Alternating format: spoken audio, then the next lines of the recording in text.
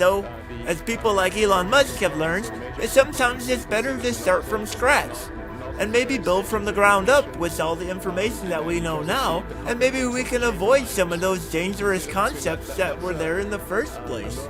Don't forget that back then, an Apollo spacecraft had less computing power than your cell phone. Essentially, the Apollo spacecraft was simply a calculator. And that says something, that the smartest people in the world today cannot reproduce what the smartest people in the world back then could make. Who has a steady, like, I don't even think you could build one of these today if you wanted to.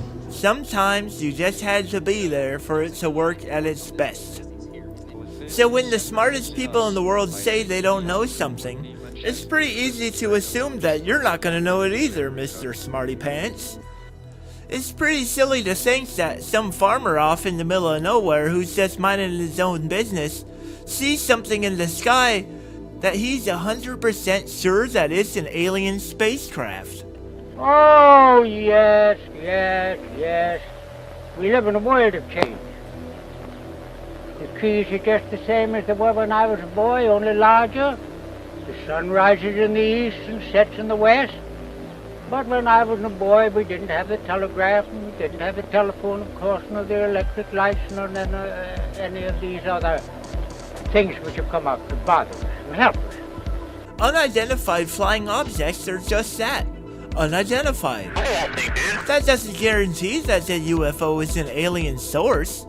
In fact, lots of military projects have been explained away as being a UFO. It's a great way of hiding a top secret story from the public. There's a whole department in the military just dedicated to propaganda and the spreading of misinformation. If you spread misinformation, it's harder for the enemy to determine what's true or not. No. The less I know, the better. Now, what am I supposed to tell the press?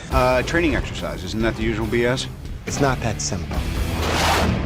An unfortunate training exercise involving an F-22 Raptor occurred yesterday.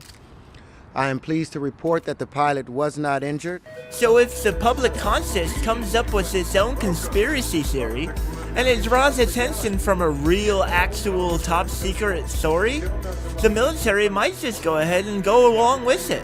What a perfect cover story.